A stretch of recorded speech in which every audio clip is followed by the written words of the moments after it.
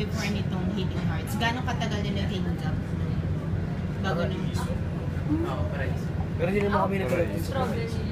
Together? Together ba? Oo, together. Together, Paraiso. Paraiso. And then, ano yung, nakita niyong parang mga developments sa isa't isa, acting-wise, yung ganun, now that yung since last project?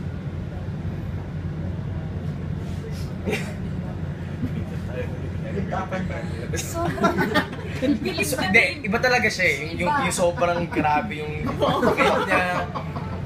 From day one hanggang grabe. Wala kang masabi. May nag-bell na siya kala Gloria Romero. Wow! Gloria.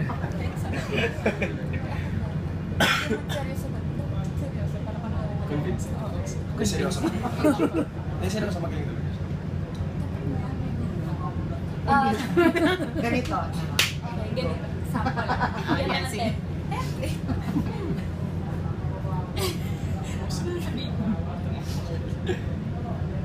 Ayun nga.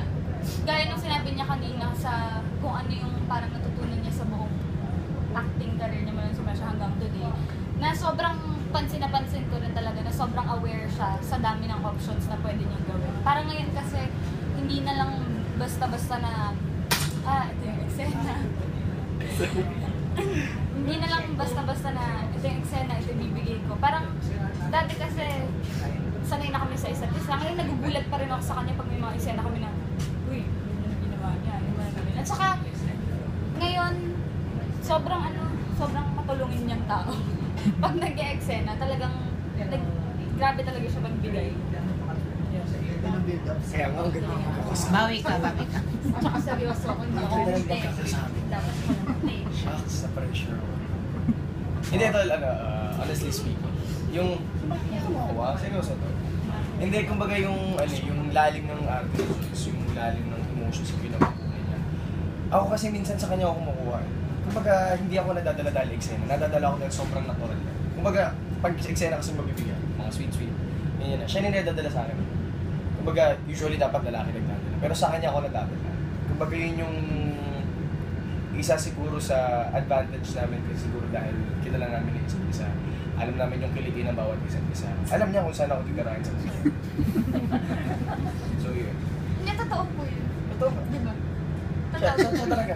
Hindi ko sabihin na totoo. Hindi ko pa binibuild up sarili ko. Gusto ko lang sabihin na totoo po na dahil parang sobrang kilala na namin yung isa't isa, may mga lines kami na sinasabi minsan na hindi kasama. Tapos biglang, ay, Parang, shocks. Ay, kinilig ako mga. Ganon. And Joyce and Chris, maraming mga love team na naglalabas ngayon, di ba? Parang sikat yung mga love team. So, anong edge ng Chris Joy love team aside from sa iba? Ano yung nagiging sasabi niyo na edge nila? Ng Chris Joy? Hindi, ano ba? Siguro kami kasi hindi kami nagtatrabaho bilang love team. Nagtatrabaho kami bilang... Kami? Oo, gano'n. Kasi... Siguro hindi namin masyadong pinupush yung pagla-love team. Kailangan mag-post dito. Kailangan sweet, kailangan bawal Kasi pa nag-picture kami, kami Kingway kami ni Joyce ever since. Kumbaga gusto namin lahat ng picture lang may maayos sa picture. Tapos pagdaos magagalit yung GMA, bakit kinakawaki? Nag-run? Hello, GMAnetwork.com. Diba? Hindi. Siya na yung Sumagot! sasagot. Kasi siya yung, isa siya sa mga lutol. Hindi. Pero sila nung Oo nga eh. Parang feeling ko kasi nung mapopost na kahit ano. Ano po? Ano ba? Yun, pero yun talaga eh. Natural lang talaga kami sa isa't isa. Hindi kami nagpipilit. At hindi namin pinupush sa mga tao na, bagay kami, sweet kami, ganito, ganito. So kung ano lang talaga yung normal. What would you next project be, more or less?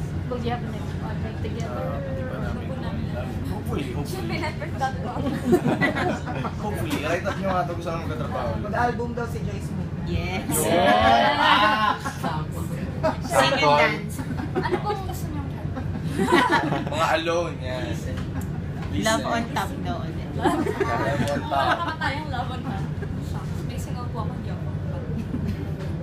Totoo yun. Okay.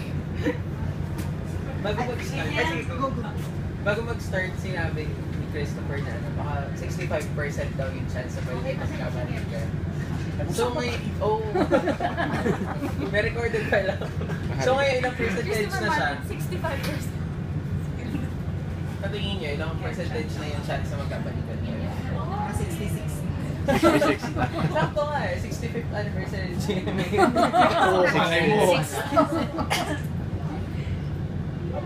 Sasagot. Next question, please. Totoo po. Next May effort question. ba? May effort ba from Chris na parang Next question. Yan. Pag-iba na ito, diba? Per unicorns. sige.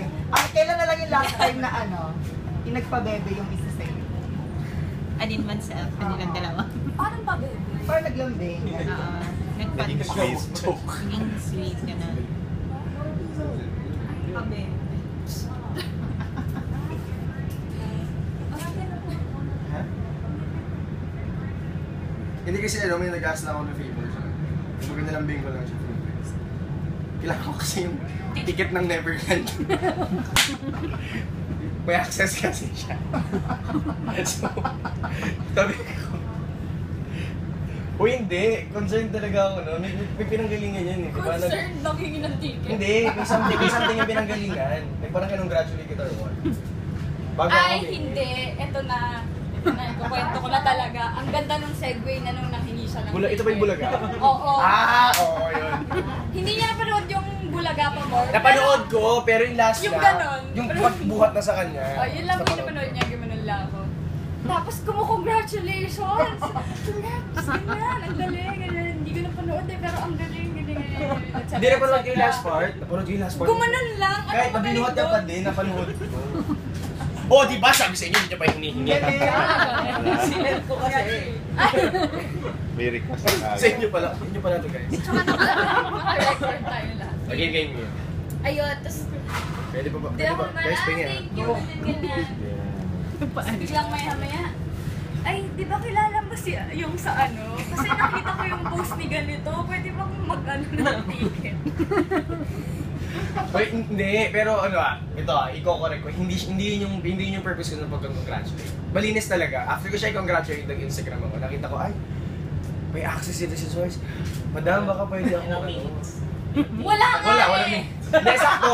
Within that moment talaga. Welcome. Yung reply niya, uy, madam. Hindi kasi habang tinetext ko kasi siya, nag-i-Instagram kasi. Hindi ako nagde-delete ng mga Ayan na. Oo. Ngayon din siya. You can relate.